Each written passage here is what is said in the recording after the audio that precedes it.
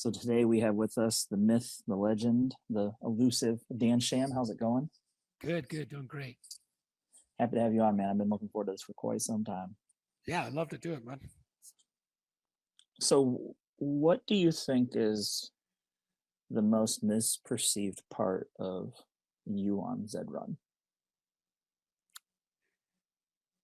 I think that one of the biggest things that I think people really think I'm like this really extreme, guy, like one way or the other. And I'm actually very, you know, data science, analytical, and very precise in what I do, and my personality kind of comes out as whatever, fuck it, whatever, this, that. And I think that a lot of people just don't realize I'm a lot more structured than I lead on. Mm. Now, do you think that's a delivery issue, or do you think that's just people's perception? No, I think it's the way that I come off. I obviously, live with my emotions on my sleeve and rarely bite my tongue. So I think that it really gives that perception to a lot of people. And I mean, not even just gives that perception, but it's in a lot of ways it's true. I'm just saying, like when I actually do something, it's very on purpose. Yeah. Well, I will say too, when I first started getting on Zed Run, and I'm trying to think when I think I first heard about you probably right when ZNN started being a thing with their Sunday shows. Uh huh. You've cleaned up your communication style significantly on Twitter and Discord compared to kind of what you were. So I've noticed the improvements in the trying to be a little bit more cordial with the community. So I appreciate it. I hope everybody else has kind of noticed how far you've come so far.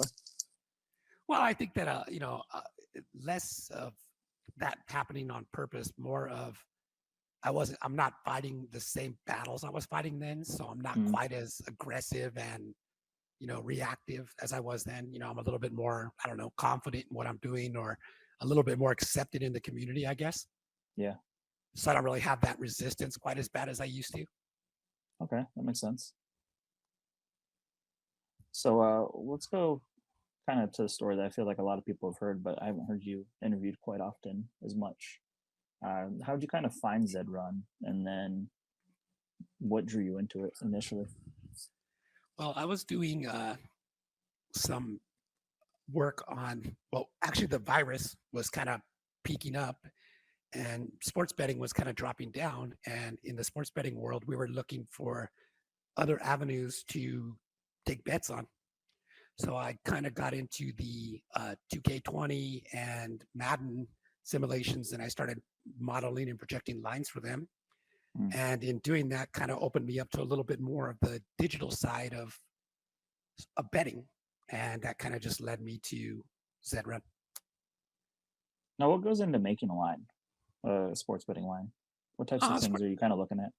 well, the number one thing that you do is you initially you have power rankings for every single team, right? They have a baseline power ranking for the team, and then you make adjustments for weather, injuries, rest. If the team's rested a week and the other team hasn't, you make adjustments there, that kind of stuff. That seems very, very data intensive. Oh God, it's massive. Now, do you do all the coding for that kind of stuff yourself, or I kind of cheat. I use a program called Orange. okay? It's kind of a data.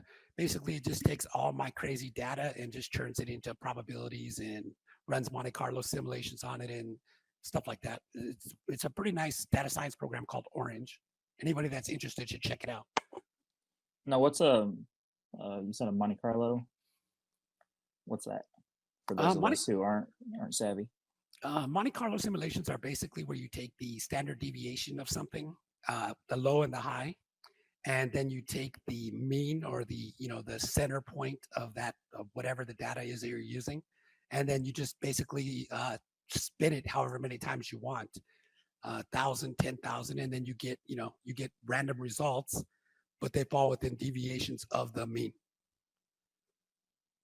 Now, have you applied something like that to Zed Run matchups?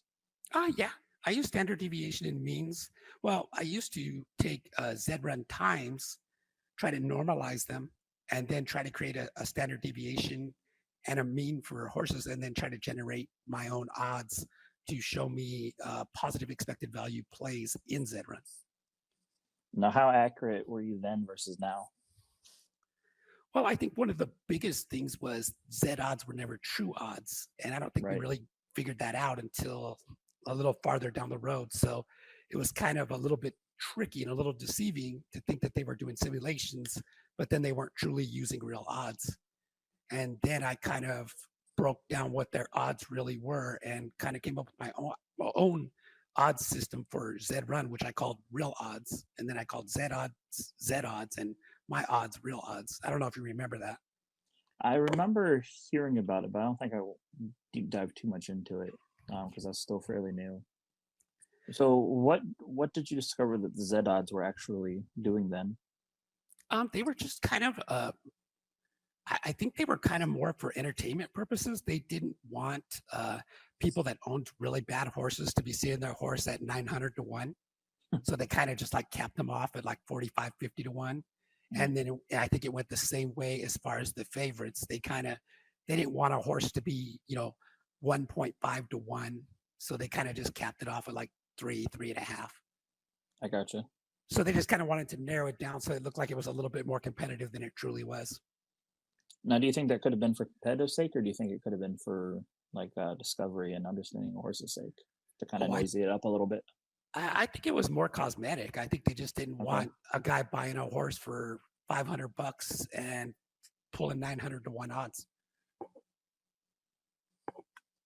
I gotcha. That's fascinating.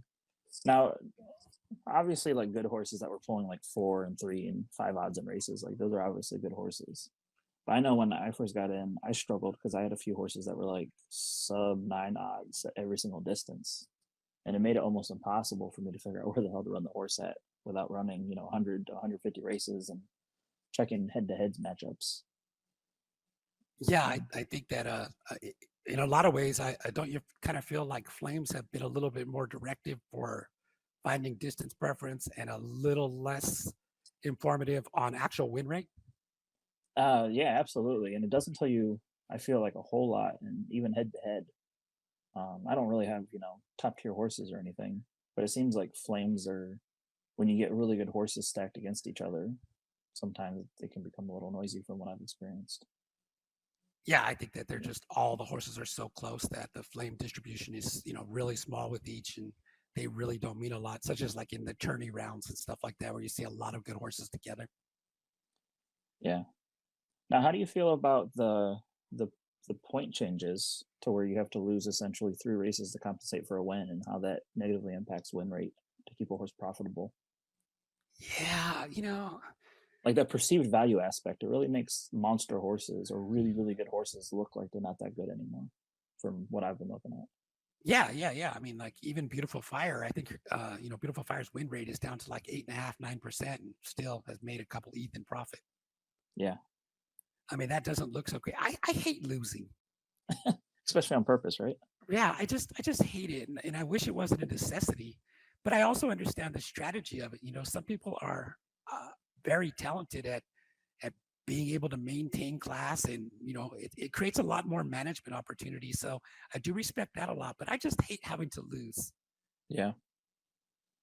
Now, how easy do you think would be to regulate the system based on how they have the style of horses? The ones that just win if they're going to win, or versus the variants, and like how could you balance that in a game situation? Do you feel?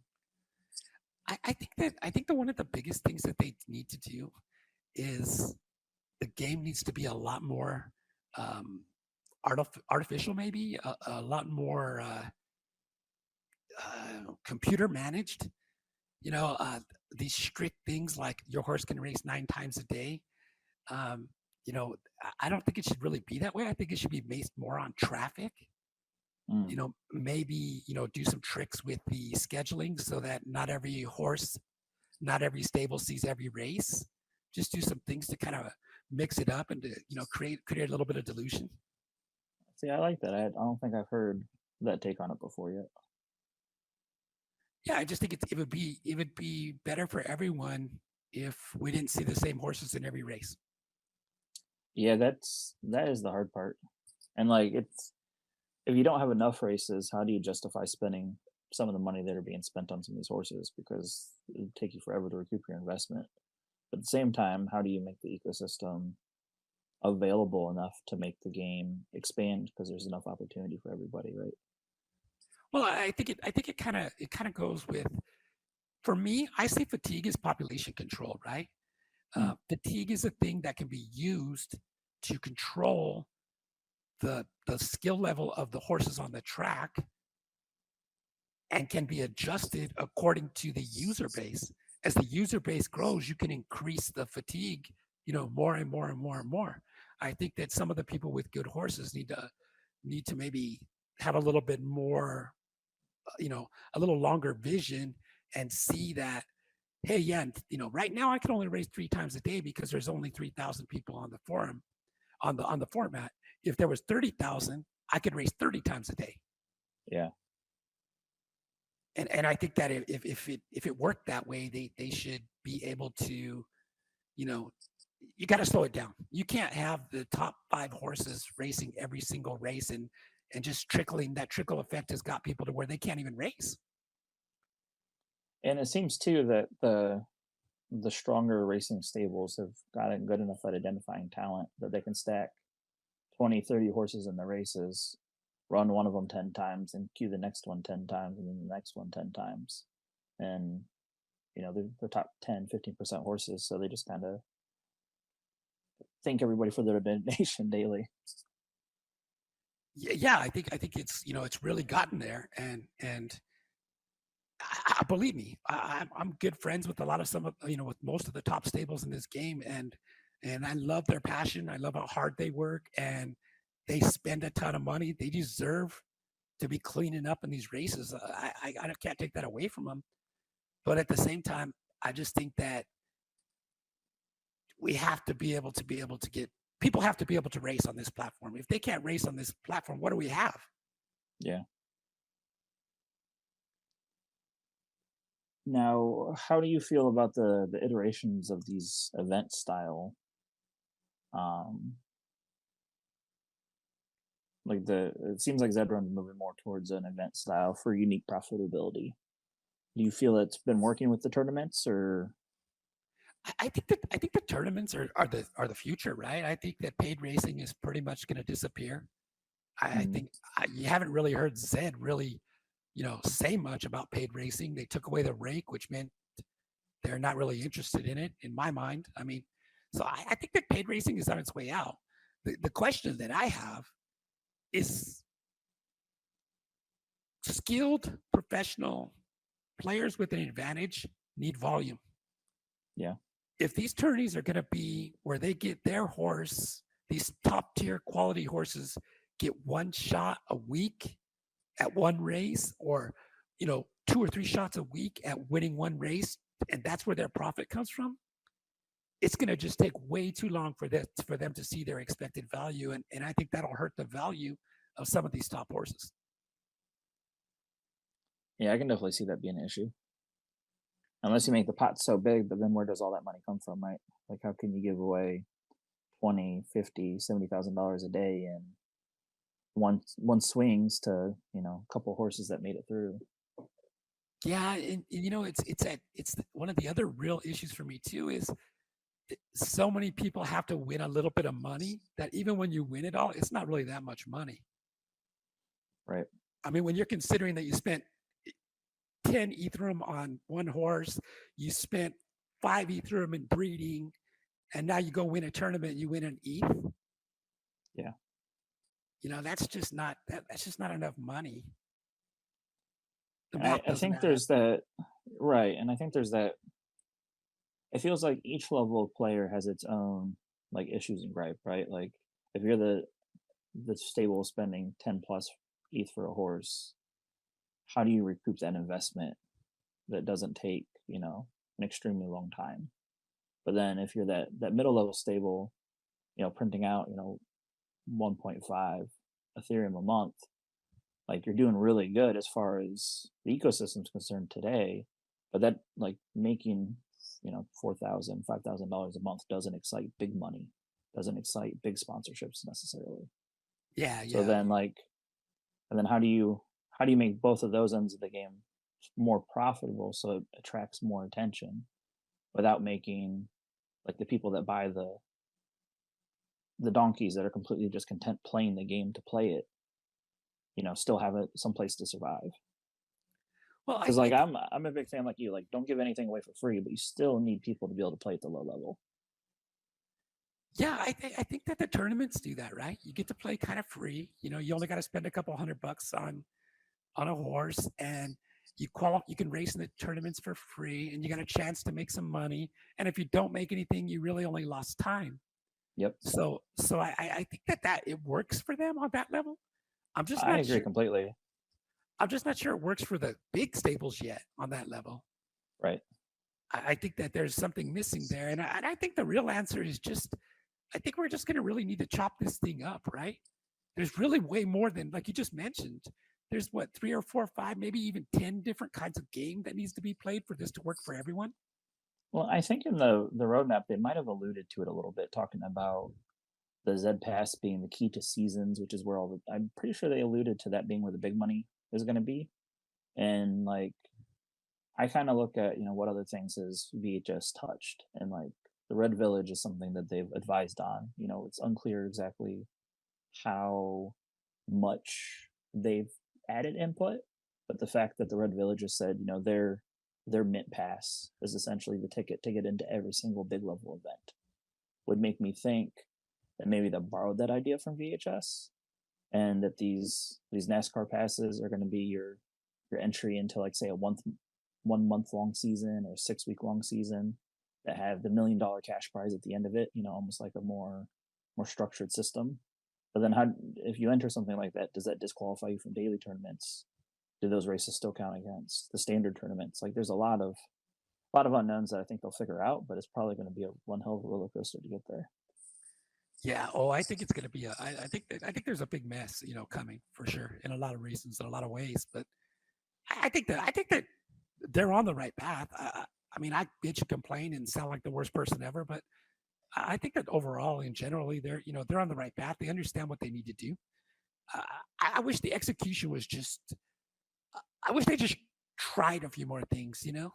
Mm. I've always said this, and I still stick by it. I understand that the current condition of Zed Run is in right now is the waiting room. This Yeah. isn't the game. This is the waiting room. We're in the waiting room. We haven't seen the doctor yet. All we need is a bunch of toys. And and I think that if they would just be more focused on just giving us toys, make Yeah. it different stuff. Daily tourneys are okay. The week long tournaments were too long. They were just burying horses and pissing people off, and they were too long. They're just not. That's not a good setup for the waiting room. Yeah. But a 2 day tourney, 1 day tourney, 5 races, I don't know, free giveaways on some stuff. I think that would be great. And I think that they should do more of that. And I think they should, the biggest thing that they need to do is they need to start filtering this stuff. Z1s should not be racing against Z50s. There's just no way. Well, I was downclassing horses to prepare for today's tournament, and I was seeing Z2 legends in class 5 with like 4 class points. And it's Yeah, just like, how is that even like yeah, that just like doesn't make sense, right? yeah, like that math just doesn't work there for me. Like I get it's probably one of the worst Z2s in the game because it's able to hit class 5, but still like it seems like Z number matters a lot in head-to-head matchups. Oh, absolutely. So like yeah, it's not favorable Yeah, for some players. there's just no way that they have to have filters. I don't know what takes Yeah. so long for the filters, but they need filters. Well, it's frustrating too because I remember when I first started, you could filter. I thought you could filter races by class and by distance, at least for the viewing aspect of it. I don't remember if you could do it for the race entry side, but I I don't. remember at least when the results page, I could filter, class by races. So if there's certain horses I wanted to kind of follow, I could just follow all the races to watch the results. I think I remember that, but I'm not exactly sure. But at the Yeah. same time, I mean, it just seems simple, right? It just seems simple. They just, I mean, you just gotta add a filter. Now, do you think I I'm most excited for custom racing, but I think it's going to completely break the game when it first comes out because it's going to pull so many horses out of paid racing or tournament racing. I think that custom racing is going to be a cool novelty. And I think you're going to see a lot of spin-off of, with content creators and private tourney runners and, all these fantasy leagues and all this different stuff, which will be really cool. But I mean, paid racing's gone. I'm not even fighting paid racing anymore. As far as I'm concerned, paid racing is a thing in the past. They've already put the dirt on top of it. All we're waiting for is the headstone. Now, how do you, it's kind of interesting you say that because if you look at the roadmap, they talk about slowly transitioning away, at least the way that I read it, from Ethereum-based prizes to more of a token, whatever their native token is going to be, and kind of like first super potting them with the native token. But it sounded like it was going to slowly take away the ETH prize. Like, how do you feel that could impact the game? I don't really know. I don't think it's really going to change too much as far as, like how the game functions. Yeah. But I think that they've already kind of gotten to the point now where, paid racing doesn't work, right? Can you imagine if there was 100,000 more users trying to get into paid races? Yeah, that's one thing I was always concerned with. Like at scale, like how can you manage this when it's super busy, you can't get into a race, and when it's not super busy, like I've even had free races take 5-10 minutes to fill, let alone a $10 paid race with a good horse. Yeah, I can't imagine that they could actually onboard 10,000, 20,000 people trying to enter paid races. I think it would just break the whole poly system probably. Now, how much, so talking about that, how much do you think Zed Run, because there was times when the poly system couldn't handle like all the breeding and all the racing and the horse transfers, and horses were getting stuck in stud for 5 days. Like, how many problems do you kind of foresee with not only like the platform, like even if the platform performs perfectly, but then everything that supports the platform not being able to quite pick it up? Well, I think with the native token, it's going to be like free races, right? It's going to be that native token is basically going to be a credit. I don't imagine that it's going to work on the actual chain. Do you think it is? Do you think that race entry is going to actually be a smart contract that goes into the chain and pays out?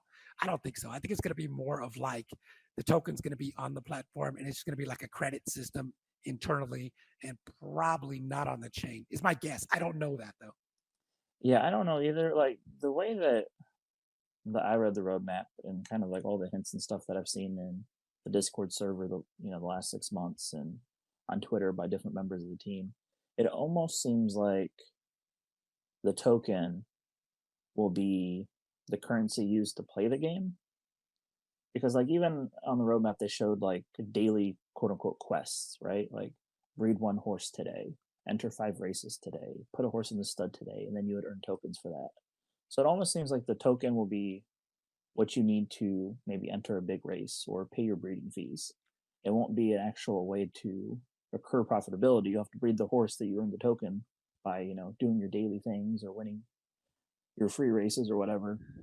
And then you sell the horse for the profit, or you win the tournament for the profit, which I don't necessarily know if that's a good system or not. Just because how many games have ever existed that one give you this type of utility and then expand into that type of ecosystem? Like there's really nothing to benchmark it against. Yeah, I really that's probably beyond my scope, honestly, as far as how they're gonna how that all is gonna play out. Yeah, I'm happy I don't have to make those choices. I just think that if whatever they do works like the free racing system, I think it's going to be a hell of a lot better than what we have now. In what way do you mean? Like works like free race entry, where you're automatically entered into the race, doesn't have to check the contract, doesn't have to hit the scheduler and actually get response back from the contract submission, and doesn't have to be verified on the chain, that kind of stuff. And I think that's what's going to happen with breeding, racing, pretty much everything. It would make things faster, that's for sure. And honestly, it seems a little bit more reliable too. Yeah. As funny as that sounds to say, when you think of blockchain, it's like just a pure ledger, but yeah, no, it definitely Seems like it would solve some problems. I'm not technically savvy enough to know what problems it could create, though. Yeah, no, me either. I mean, probably a million other things that come with it, but So I wanted to ask you about breeding, because you're the creator of the blood tool, and some people love it, some people hate it. Do you consider yourself one of the better breeders in the game? yeah, yeah. I mean, I think that I'm one of the better breeders in the game. I'm not exactly going to tell you that it's 100% because of the blood tool. Okay. It's going to be a lot of the blood tool, a lot of those tools that I designed, but a lot of that is can be probably based on experience, based on the amount of time I put into the game. By the, I mean, I'm here, man. I see every race. I know every fucking horse. I see a ton. I got a lot of experience in this game. Yeah. And someone comes along and says, "Well, you didn't look." I probably did look at that, and so I 100% believe in the tools. 100%. I love the tools. I'm glad I made them. I'm proud of them, and they're great. And they are a huge bonus and a huge boost. But at the same time, I think there's a lot to be said for the shit I just know. Well, and you kind of have to know the shit to make the tools, right? Like it's Yeah, kind of I, hard to I, build something without the knowledge to put into it. yeah, I think that's part of it. I think that's a big part of it. And but yeah, no, I definitely would say I'm one of the better breeders in the game. I mean, I think that I think when you compare me to any other breeder that's out there, the only ones that are even close to comparable have 1,000 times the weapons that I have. They're So that was there's actually going to lead into my next question on how much is it raw ingredients versus like can you take bad ingredients and mash them together in specific ways to create favorable results? no, no. I think that there's really a true ceiling, right? I mean, I Mm, think there's going to be these pure lotto tickets that someone just breeds and it's going to be great and there's nothing you can do about it. There's going to be the wavelengths of the world where it's a Buterin exclusive 18 with parents that never bred anything else good ever, and the horse is going to be top of the notch. But I think that low Z and close to Genesis is so important. It just has so much value in the breeding game. I mean, we're racing right, as right. well, but yeah. No, it makes sense. Like, why else would the Genesis be what they are, right? Yeah, and I think that Zed has an intention to push us as far away from racing our Genesis and legendaries as they can. I think that they really want to make that the breed stock. I think that their plan is for even the best of the best to all have to breed down 3, 4, 5 levels to be able to qualify in a lot of these tourneys and events and different things. They're going to make us breed crosses. They're going to make us breed pacers. Well, it makes sense for the longevity of the game, right? Like, it makes it hard if the worst Genesis horse is still the top 10% racer when we're at 500,000 horses, right? Yeah, Like, yeah. I mean, you have to do something, right? I mean, you have to, and I think that's what's happening. I think that we're going to see more and more of that. I think that they're going to completely just start making it to where owning a Z1 that's a great racer isn't going to have enough value over as a a racer. over a cross Zabo 26. Yeah. So what do you think about horses like so like Trash Donkey, Lizzie McGuire, Purple Refractor? Are they just great RNG variance distance preference phenoms that can hold their own until they hit, Z1 monsters? Yeah, I think that I mean, obviously we know from just even from some of the stuff that Jeff has said that variance and distance preference is something that is very randomly assigned and is something that even the amount of distance preference and range is very random Yeah. and is very randomly assigned. So I think that when you look at horses that have some higher Z's and are able to you know have this beautiful, nice, natural U shape and are able to compete against some of the, not the best horses, but some of the really good horses and can really dominate the lower class horses. I mean, that's going to be. I'm not. I feel like the U-shape horses are probably going to have a lot of length in them. I think they're going to last a lot longer than these distance preference horses, and two reasons. The number one reason that I think the U-shaped horse is going to last longer is because they're harder to identify. Mm. I think for every distance preference horse that we meet the discovery standards on to know that it's good, I think we miss 2 or 3 U-shapes. Just because you could be at the wrong side of the variance at that time, so you kind of overlook it. Yeah, they don't flame a lot. They tend to lose. They can go on bad streaks where they run 6th and 7th and look horrible. Yeah. And distance preference horses just don't do that. If they're a good sprinter or a good marathon horse, they flame right away and they win a lot. And they automatically, when you switch them over to the other side, they usually tend to drop in class. And it's real easy to identify these specialists, and it's a lot harder to identify these beautiful natural ewes. I definitely would agree with that. Now, do you feel like, because from the research I've done, and I don't use a whole lot of tools or anything, I primarily just pen and paper it up. Do you feel like a lot of this base ability smashing creates non-variant horses?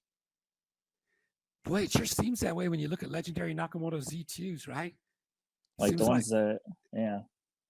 Yeah, right there. Like how many of them look like diamonds?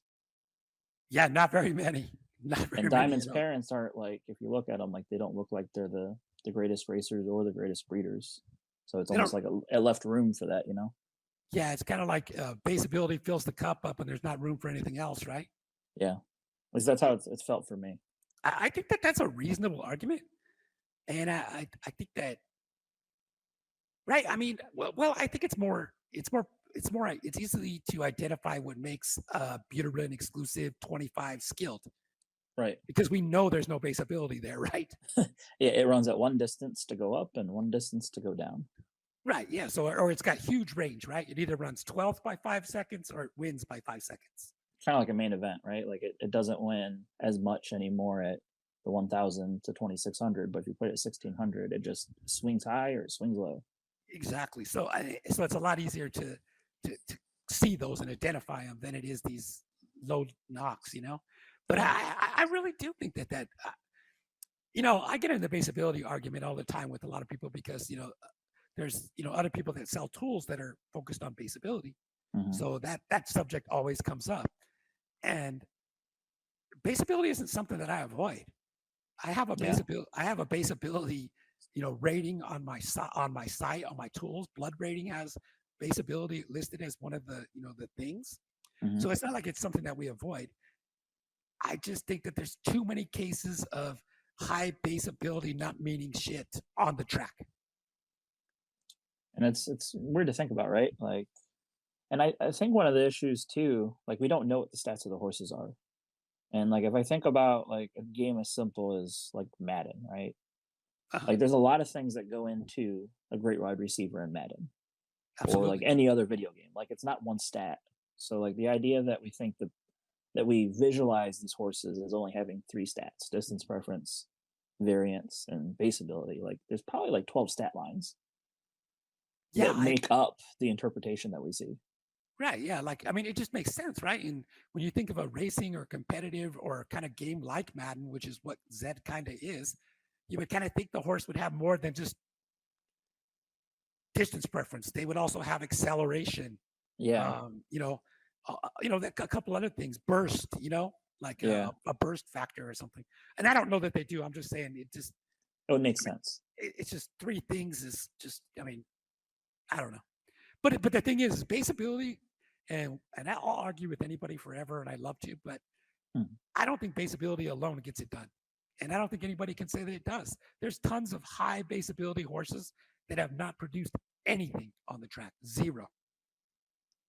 Now, do you feel like in race stacking, base ability is almost like the rounding factor? If you have 2 similar horses, the one with the highest base ability tends to win? Or well, what it seems like to me from what I've kind of seen and in conversations I've had with BG, it sounds like you take, say dad's a 10 and mom's a 9, you put Hmm. them together and you get a 9.5 average, and then you lose, from 0 to 10% of that in the baby.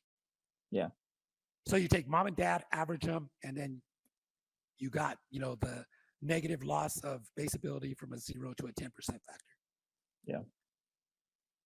Now, is that why, like, I noticed you have a tendency to breed like Z1s with Z4s. Um, I know Diamond Teeth also likes doing that. I know he also likes breeding like Z1s to Z7s. So almost like the high Z of one bloodline to the low Z of the opposite. Does that have to do with that averaging factor, or is that something else? Well, what I like to do is I like to reverse stack. So, like when I take a Z, say I take a Z3 Sabo, and Hmm. just for argument's sake, let's say it has a base ability of 1, just, I mean, for simple argument, Okay. and a Z1 has a 2. So if I put them together, I get a 3, and I'm going to get a 1.5, right? Hmm. So, and I'm going to get like a 1.5 baby. So that Z1, bringing that Z1 back into that Z3 or that Z4, my hope and thought is that it creates more ability than even the Z3 that I started with. I gotcha. Right. And if you keep going farther down the line, like let's say we take a Z1 and a Z1 and we make a Z2. Now our Z2 has 95% of the ability of the Z1. So then we go again and we go again and we go again. And now we're at the 80% of the ability. So Mm. now we reintroduce the Z1 again. Now we have 80% and 100% ability. Now we're back up to 90. So now we've actually moved farther down the line, which gives us a higher Z, which means there's more room for other things than base ability. And then we pop back in a bunch of ability back into it. Now, are you popping back in the same Z1, or are you looking at adding different Z1s? It doesn't really matter. I just want to see a Z1 that's got, decent ability and maybe some good breeding history. Okay, so you're talking about like if we're talking Nakamoto's like a Z6 exclusive at that point, breeding the Z1 back in, or are you talking about further down Yeah. the line? Yeah. And I actually have a thing that where I do a thing, it's called expected YMCA. And basically what it is it kind of like shows if we stacked the horse correctly. Hmm. Like, did we, like, because there's 3 ways to make a Z4 exclusive, right? Yep. Nakamoto exclusive Z4 comes with a Z1 and a Z3 exclusive, right? Hmm. And then it comes with a Z2 legendary and a Z2 legendary, right? And then it comes with a Z2 legendary and a Z2 Genesis. So there's all these different ways to make a Z4 Nakamoto exclusive, and they are nowhere near equal as far as like ability that they should have just based off of their Z type. Right.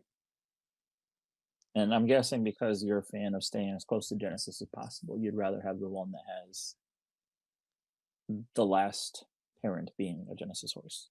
Oh yes, of course, because when you pump that Genesis back into it, it has the tendency to raise your overall ability score of the baby.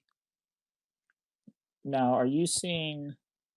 Because like kind of looking through your stable a little bit, I know you like Z15 Buterins quite a bit as well, and Yeah, I do. because but that doesn't matter what you're breeding it with either. So like your Z9 mares, you're breeding with a Z6 Finny. With your Z8s, you're breeding a Z7. Is that because you like the outcomes of the Z15s and kind of like that reverse stack averaging we were talking about, or is there something else to it? I first I like Z15s. Okay. They've always, when you've looked through and you go through and you look at the race ratings and the averages of these horses, Z15s for some reason have always stood out. Z12 Finnies, Z15 Buttes, they've always just seemed to be a hair better than they should be. I think the same's true for like Z22 Buttes. If when they hit, they're silly. Yeah, I think that there's it could be bad code. Yeah. It could be something in the Z code that just somehow does something weird, or it could just be survivalship bias. They just happen to be better than they are right now, and the numbers will eventually catch up, and they'll be what they're supposed to be. Yeah. And at the same time, when you take a Z6 and a Z9, you take a Z9 base and you bang a Z6 into it, you're making a Z15, but that 6 is adding a lot of ability back into that 9. And when you take a 6 and a 9, you make a 15. You're making maybe close to a 7.5, 8, right? Which is better than the Buterin cap, theoretically. Yeah, I mean, it's not exactly that simple. I mean, No, but just theoretically. uh, Now, is there anything that you've seen with breeding that surprised you recently, or changed your mind? I don't know if did you see the tweet that I put out? There was a couple, a pair of horses, and they had bred. I think it was 15 babies. The same mother and the same father, Mm-hmm. and they bred 15 babies, and they were low Z's, which is really important because if they're low Z's, it's gonna, like we were talking about, more base ability in the cup, not a lot of room for other things to happen. And I was just blown away by how consistent they were. I mean, the babies are just, they're darn near identical. Now, do you think that would be the case across the board, or do you think it's because it's low Z, it's more controlled results because it's more control? It's more control with low Z's. If you had done the same thing with a Z10 and a Z10, you would have extreme differences. You'd have probably one that had extreme distance preference and was a killer, and then you'd have about 10 duds. Now, do you think it's so on that point? Do you think Z number control is the most important, or do you think there's something to the actual Nakamoto, Zabo, Buterin, or is that just the way that they visually created the Z number distribution for Genesis? I think that those are just pretty names. Nakamoto, Zabo. Yeah. I think Genesis, Legendary, Exclusive, Elite, that matters important. more. That's the biggest impact. Okay. And then the secondary is going to be a Z number. You're losing about 15% from not Genesis to Legendary to Exclusive, and you're losing about 5% from Z4 to Z5. So it's a big impact. That the drop from Genesis to Legend to Exclusive is a big impact. So if you're a small stable, what do you recommend they look for then when building in the beginning? Right now, I'm not sure if I was a small stable, I would be doing anything. I mean, it's just too tough, right? The racing environment is so brutal that if you're trying to knock together a bunch of, exclusive, Finnies or something like that, I mean, what's the chances of them having a chance on the track right now? Yeah. How many wavelengths are produced every month, right? Yeah, I mean, can you imagine though? I mean, if you say you had a couple Buterins and maybe a Finny and you bred them every month right now and tried to put these babies on the racetrack, I mean, you're not gonna have a lot of success right now, just right now. And right. I'm talking currently, this moment. Shit could change in 15 minutes or 6 months from now, but right now, I think I would be watching a little TV. And that's hard to say, right? Because the game, if you're able to play it, is fun.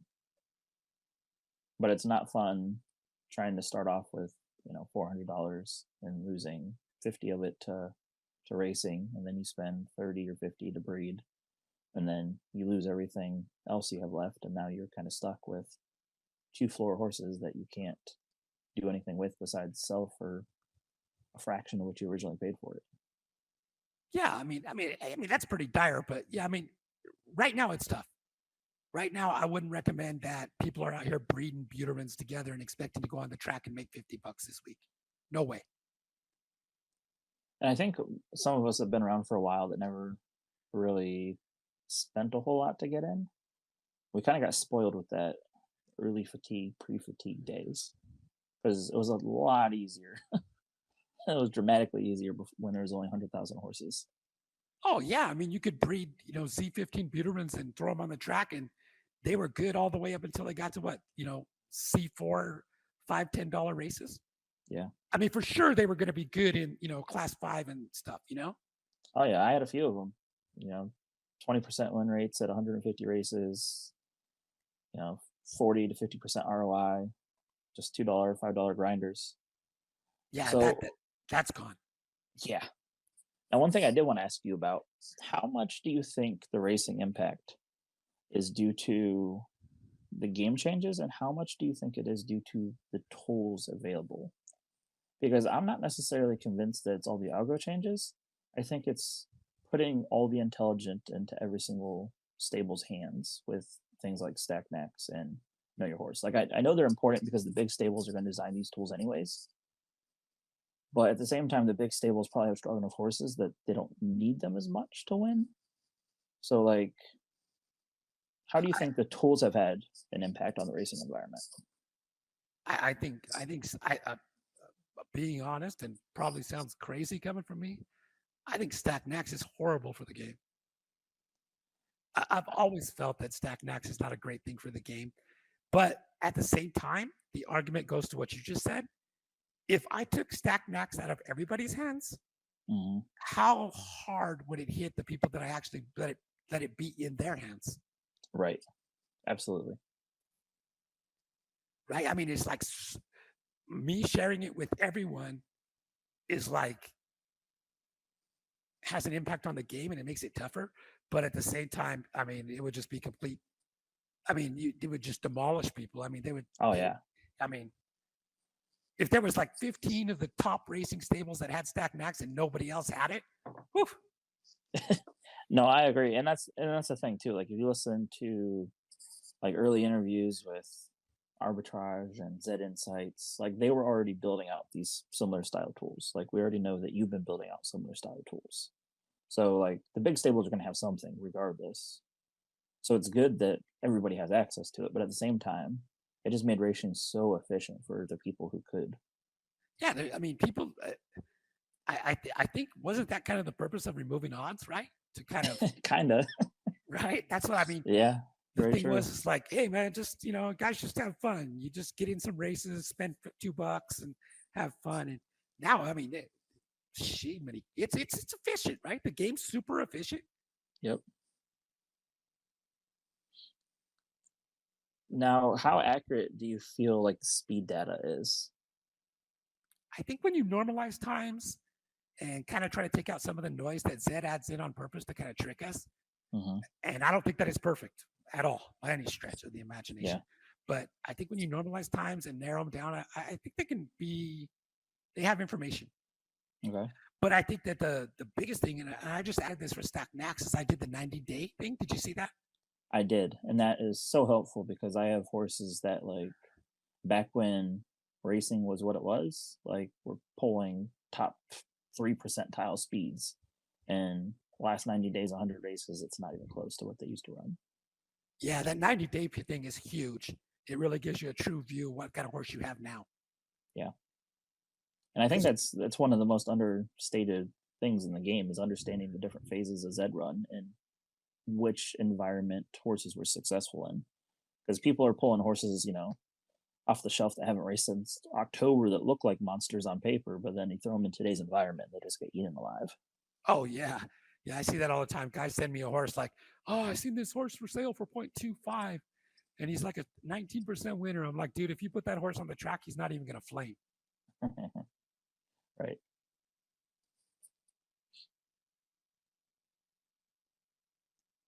So what are you kind of looking forward to then in Zed Run?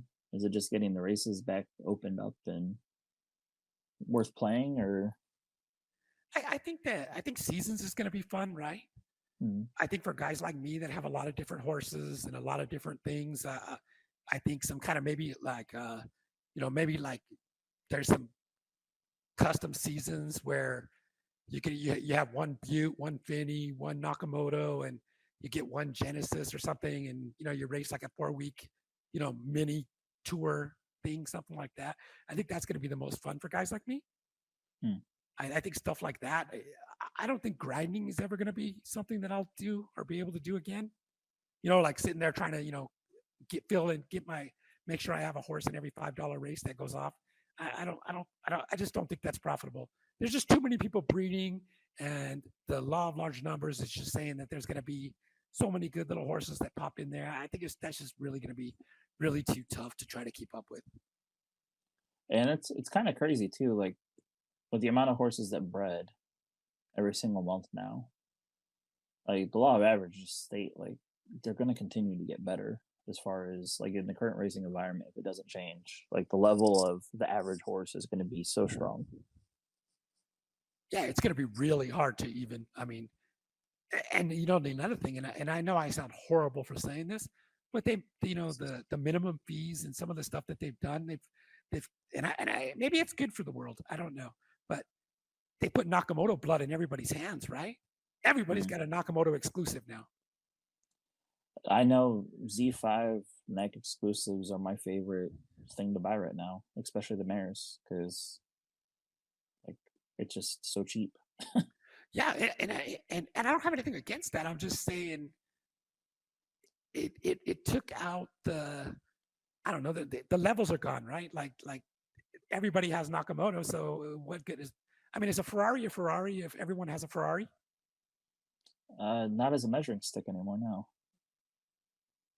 And so I kind of feel like I feel let down in that. I feel like they should have held the gate higher for that Nakamoto Zabo blood. They should have just let the game.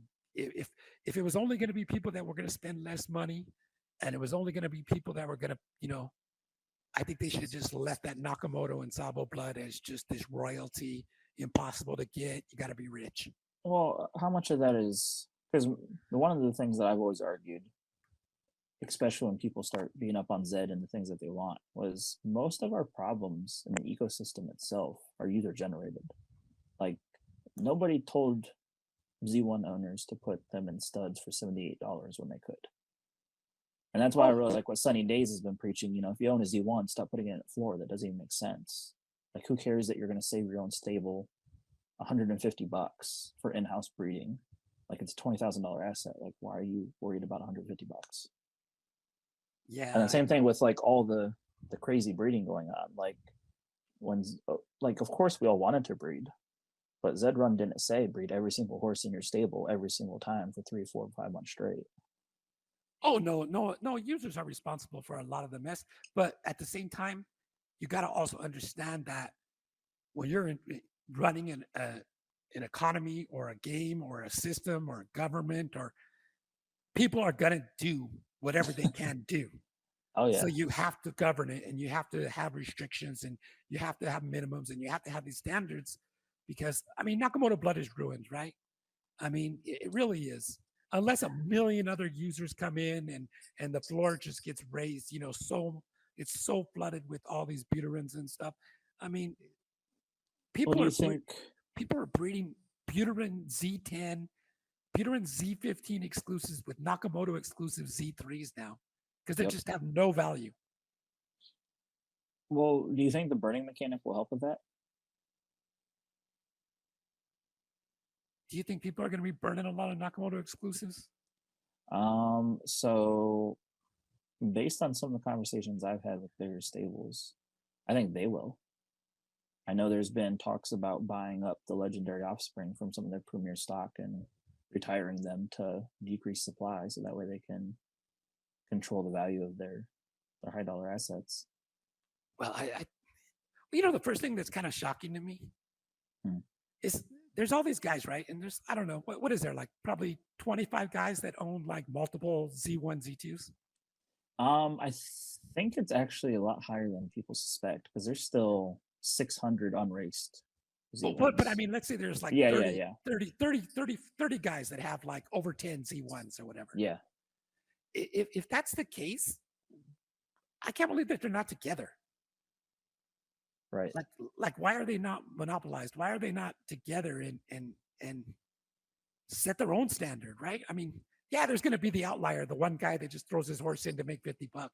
But I mean, if you work together and you stay together and have some kind of coordination, some sort of synergy, they should be able to have a lot more control over the Nakamoto legendary market, have a lot more control over the Nakamoto stud fees.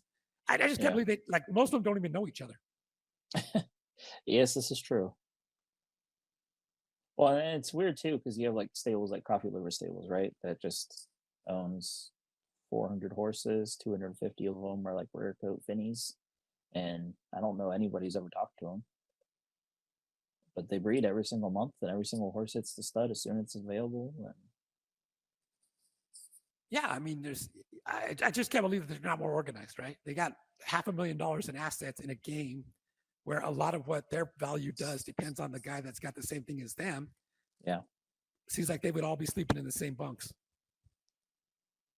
Yeah, and that's kind of what, like, I like that it's happening, but at the same time, it's scary that it's happening when you see the partnerships that like arbitrage is coming up with and the stable combinations and like that closed loop system that they're creating.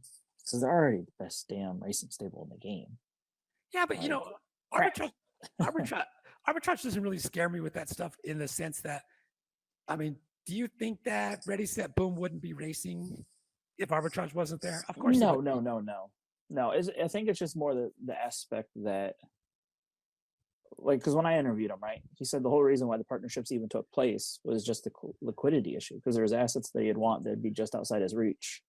So the only way to acquire them when they were available is to do the partnership. And it's nice too, because now that the horses that would be gold mines for other stables, he's able to kind of liquidate without too much care, right? Like he's almost creating like the farm team for everybody else, because he identifies talent and then he's able to sell it off without an extreme premium because he has other assets that are more valuable. Yeah, no, I think arbitrage is great for the game. Oh, I do too. Super nice guy.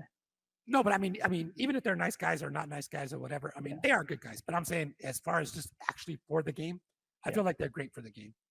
They're the the tier that we're all trying to get to. They're someone to hate. It's an important part of a competitive game. There's got to be someone to hate, right? You got to hate that you see them in every single race. It's driving fuel, even for myself. Yeah. I'm like, oh, I'm so sick of this fucking horse. And I'll be sitting here just trying to breed a marathon for a horse. Yep, just so you can try to chase him down. Yeah, I mean, I think that's great for the game, and I think that they're great for the game. I'm not really too sure how like all those partnerships play out. Where they're all sharing their great Z1 blood, and then they're giving whichever horses are good to the best racing team in the business. Well, and that's kind of what I'm saying. Like that becomes the trend, and kind of like what you were saying with the Z1 owners kind of packing together to control the market. How out of hand could that get quickly, since we're seeing that knack blood is as important as it is? If we see more and more partnerships like that pop up,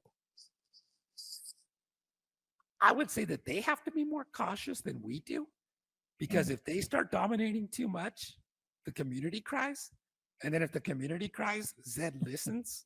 And then Zed's going to adjust the things to screw them again. Yeah. So it's like one of those things. It's like, okay, you guys can play with paint in here, but just don't get it on the walls. So, they're going to play all they can. But if they start splashing on the walls and doing stuff, Zed's going to come in and say, okay, well, this week's tournament's going to be all Buterin 260s. Yeah. I think too, a good iteration is when that post you put up recently about the librarian versus Artois, and how Artois' profit compared to the librarian is so different. Yeah, absolutely. And one's a legendary Finney that doesn't have knack blood or anything too crazy, and then the other one's one of the most exclusive horses in the game. Yeah, and it's just not even comparable. I mean, it's just, that's not right either, though, right? I mean, that's broken, right? That to me, that to me is broken. Yeah, but I know, Pumpernickel, those guys, they race their horses 24 hours a day. The librarian is in 80% of every paid marathon race from class 3 to class 2. I mean, there's a lot of things that they do to pump that income up. Oh yeah. But that's not even possible for Artois. Right. I mean, it doesn't even exist. Even if I think it's WAGME that has it now, right?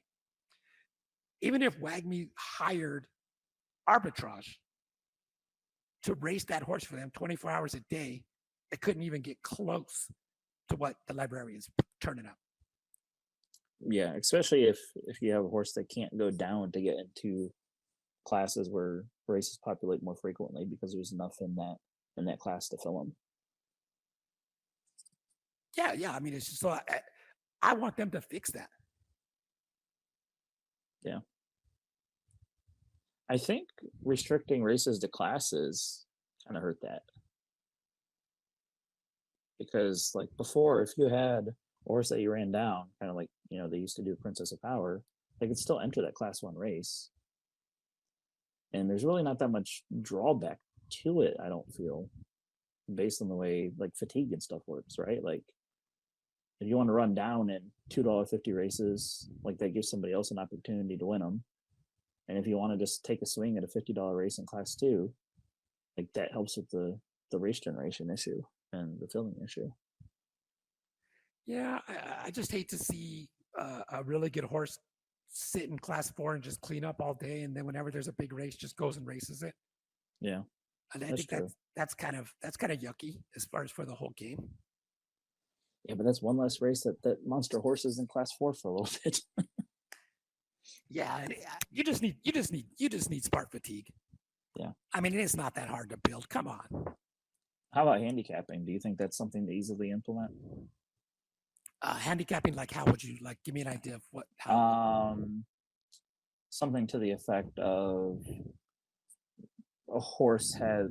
I think the issue with handicapping is like how do you draw the metrics? But in some way, you have a really strong horse and a weaker field that somehow gets slowed down, whether it's a higher negative roll or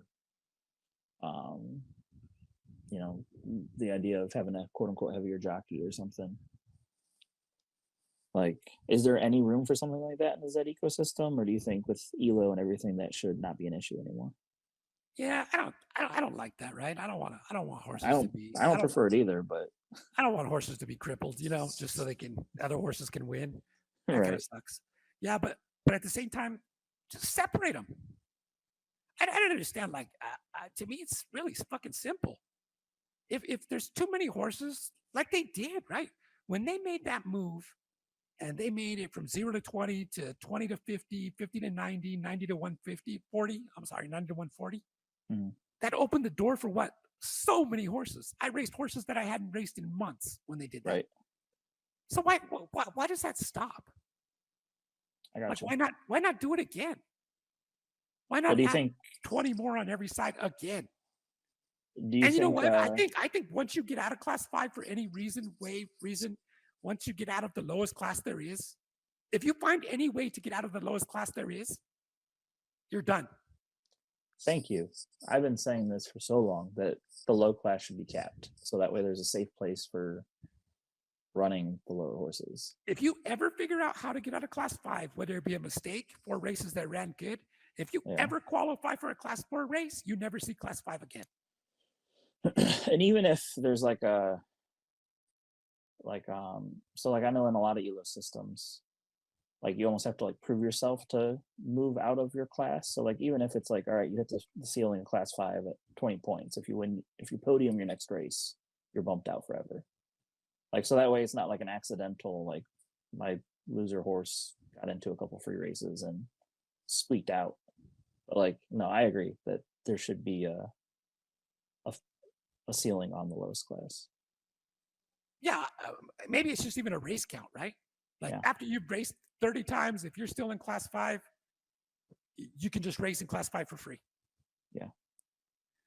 And not that I have anything against horses that like to downclass and like to grind and make money in Class 5, but there just has to be a safe space. Yeah. There just really needs to be a safe space where these guys can have fun and be competitive. If they come in and they get to play around and have fun and win a few bucks and win a few races and get the bloods flowing and start having a good time and start doing stuff, they're going to spend more money. They're going to buy our horses. They're going to grow up. They're going to try to get up there where the races pay 10, 20 bucks. Yeah. And I can attest to that, right? If I jump on anybody's stream and they're racing horses, I'll throw an unfavorable horse in a $5 race just to be a part of the game. And play that game with my buddy, Yeah, absolutely. And I just think that bottom class, I'm telling you, if you ever find your way out of there any way, shape, or form, I think you should never be able to go back. There is no going back. I appreciate you saying that. I mean, it just makes sense, right? Yeah. And I know there's people that grind and they're going to be like, oh my God, I can't believe you said that. I live in Class 5. That's how I pay my bills. Yeah, I get it. But I just think that, especially if there's going to be a new class, there's a Class 6 now, right? definitely shouldn't. Okay, let's just say, okay, you could still do your thing in class 5, but class 6 is off fucking limits for anyone that's ever got out of it. There is no Right. going back to C5, C6. Let's hope. Yeah, let's hope. Now, are you excited for Elo and Discovery races?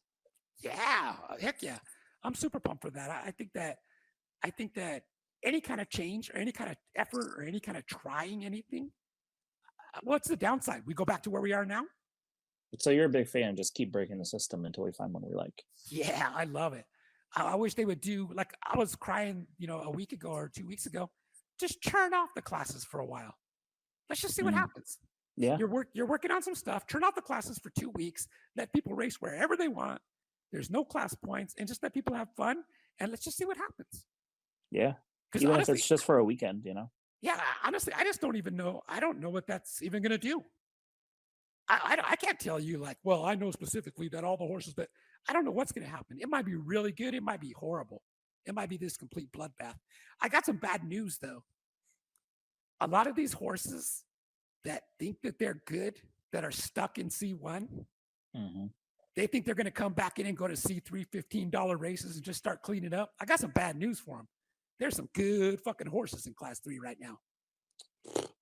And so when I do happen to race for a little bit of money, I do better in 3 than I do in 4. Absolutely. And I think that there's a rude awakening coming for there's a lot of horses that are stuck in class 1 right now, right? We're Yep. going to do this reset, and all these horses are going to clean up and get rich and make all the money they haven't made for the last 6 months while they've been stuck, right? Yeah. I don't think that I don't think it's going to be as rosy and cheery as they think it's going to be. Well, I think too with Elo, if it's structured like most Elo systems I've seen, horse management is going to become so much more difficult. Because in a good Elo system, if you take like a strong player and they win outright several times in a row, like you could see like a wavelength go to class 5, win one race, and be back into 4 after one race instead of after 3 or 4 in a good Elo system. I think you're probably right. Like it should be smarter than just adding a couple points to your elo score. But at the Yeah. same time, I think that Zed's kind of said that it's going to be really patient, really small, and take really small chunks. I think you're going to have to win. You're going to have to just tear the fuck up a class in order for you to go up. Mm. I, Well, I don't. then, I think that they've said that specifically that it's going to be a slow, long, stretched out process. so then, do you think that they're really going to incentivize the pots then, with the to incentivize it? Because it seems like they really want to incentivize going up, right? Like staying up, which is almost the whole purpose of Elo. Like if you're in the top tier, you get rewards and benefits and access that nobody else gets. Like that's the way you prove yourself to show that you're worthy. So do they just weight everything up there more? Well, I think the token's going to play into that, right? I think it was Arbitrage or somebody that was talking about it today. I think the token's going to play into that. Like, if you win a C1 race, you're going to win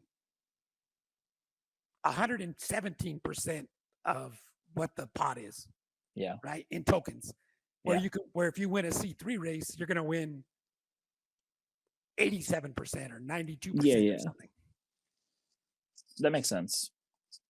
Because you got to realize it's not about pot size and it's not about winning or any of these things for guys that are grinding. For guys that are grinding, it's just all about EV, right? Mm-hmm. I race 100 races. I make 0.001 ETH per race. I just need to get my 100 races in, and that's it. And I get, right. I make the money that I need to make. I know what my expected return is, and I mean, generally that's what their goal is. Arbitrage is not sitting here going, oh man, I really like that I flamed over this horse. That's not what's happening in that camp, Well, and go ahead. And they just know that, look, I got 36 horses. I want to get 8 races each horse. I need 250 races. I know my expected value on the week is going to be 1,600 races, and I need to make 0.01 a race.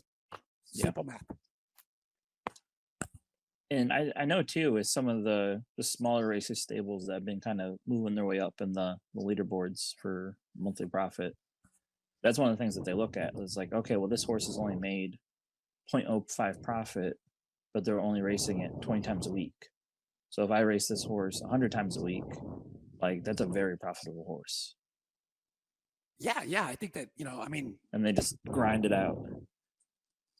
I think that I mean, a lot of people have real lives too, Yeah. They can't just sit here 12 hours and, okay, take a 45-minute nap and then race 8 more hours. They got to take care of the kids, go to the mall and do a job. Yeah. I think that's probably too a lot of the misperception, especially for new people coming in, seeing success in some of these stables, how much time it actually takes to grind out, one Ethereum profit, even if you have good horses. Oh yeah, yeah. Like it's a job. Yeah, I mean, even you see arbitrage, and the racing is a job in itself, but they're always making their stable better. So that means that they're sending people messages. That means they're researching horses. That means they're looking at stats. That means they're comparing other horses. That means they're having communications with other people. They're placing bids. They're accepting bids. There's a lot of work that goes into that, man. Oh yeah. So I don't want to keep you too much longer, so we'll wrap it up here in a second. What's one stud you haven't bred with that you'd love to? Mint and Molly. Mint and Molly? Oh God. Who owns that horse? I think it's Donkey. Okay. But the thing with Mint and Molly, what I would love to do is I would love to do like something really weird with it, like maybe do it with like a cross Z7 Nakamoto or something. Interesting. Right? Just to see like this. I mean, how awesome would it be to watch that cross 8 race? Yeah. I'd love to see that thing in a G race, right? Do you think it's worth taking those types, like when you're talking about those types of horses? Okay, so you don't think the value's there, but you want to see it for the experimentation. Oh God, it would be awesome. But hell no. No. I mean, you'd have to. I mean, I would think Mint and Molly would be fun to try. To see where you could get a baby from. But what mare do you want to breed with most, or get a foal from most? Mare. What mare do I love? I love Celebrating. Okay. Genesis Z3, my horse. Okay. She's so dynamic, and she's created some really cool horses. She's got that Chartreuse coat, which is rare and kind of a cool color anyway. So I would love to be able to do some cool breeding with her as far as with some of this stuff. But it would be the same thing like we were just saying, doing some stuff with her with some really rare different stuff. I really don't waste breeds with her. I use specific, Nakamoto Genesis Z1 or Z2s. Yeah. And it's real boring breeding, not a lot of fun and adventure in there. Especially when you have a high tier horse that you want to actually get value out of. It makes it really hard to justify spending one of your 12 breeds a year on a science experiment. Yeah. It's so boring. It'd be fun to just kind of have 3 months to just do whatever. Yeah, because I really want to see some of the really high variants Z10s, like a Charlie Chevelle breed with like a Celebrating or a Ducky Melon. Oh yeah, how awesome would that You know be? what I mean? Like, yeah, of course, that would be awesome. Yeah. Now, do you think that the horses that have been bred that are super horses, people need to breed those combinations back together? Because Princess of Power doesn't have a full sibling. Like, how has that not happened? I have Mighty Mouse, and I think Mighty Mouse is like a half brother or sister to Pop. But and I never sold that horse. That horse is just parked somewhere in one of my garages. I don't know where, but anyway, what was your question again? So the horses that are bred that are just absolute monsters, should people be replicating that once it happens? Or should they continue to kind of branch out and do random things? I don't think there's anything wrong with trying again, but I don't really. If it's something that comes from extreme variance or these really high Z numbers, I wouldn't be too motivated. I mean, like Wavelength's parents, I wouldn't. I wouldn't think there's nothing to that. Like, how many babies have they made since? Not too many. I don't think Wavelength's dad's heavily bred. Yeah, I mean, because it's just not. I mean, it's not in the cards. It was just happening. He has extreme distance preferences, and he's great horse. I mean, I'm not knocking the horse at all. I love Red Ranger, and what's his name? Acupunk is the one who bred it originally, I think. I think so. Yeah, and I mean he's a good guy too, super smart guy, and Red Ranger, I love those. You know, those guys, that family is just great. I mean, they're Oh great yeah. for the game, but I don't see. I just see it as an extreme distance preference, lucky horse, and it is what it is. Now, one of the reasons why I asked is because I think oh, who is it? Steph Curry has 4 or 5 full siblings, and one of them obviously isn't as good as the original Steph, but one of them is not bad. It's still pretty profitable. There's actually not a full sibling to Wavelength yet. Wavelength does not have a full sibling. But yeah, well, and also it kind of from your tweet too about how these two horses that were bred together were so consistent. So I didn't like obviously, you know, there's hasn't been another Princess of Power for a reason, but I just can't see how they haven't tried. Yeah, I think that's two fools, right? The Mullah parents that own the dad on that yacht club. Yeah, they own the dad on that because I've been wanting to see them breed with a couple like do a couple combinations that I would think would be really interesting. But yeah, I don't know who owns the mom though. It's a stable I don't fully recognize. Yeah, I don't know either. But you would think that they would come on. How would they not try that again? I mean, you got to, right? You would hope, right? Yeah, I Like can't imagine. even if it was not as good, like it still probably is gonna be better than most. Black Diamond owns the mom, and both of them are pretty successful breeders. Like I don't think any of them is throwing just shit. But yeah, craziness. Yeah. I don't know. Maybe you need to get like yacht club member and celebrating together. Oh yeah, that would be awesome. I would love to. I should talk to the Mullah brothers. I bet they'd do it. We could They do a probably baby would. swap or something. Probably would. Yeah, for sure. Maybe I'll get naming rights since I started the junction. Yeah, there you go. I'll make that deal. If they'll do the deal, I'll make that deal. Sounds good. But I'm definitely gonna stay in touch and have you on for another round because I have so many more questions and not enough time today. Absolutely. Anytime. Just hit me up, ring me up, and I'm more than willing to come on. I enjoyed it. It was great. Cool, man. Well, like I said, I appreciate you being on. Absolutely. Anytime.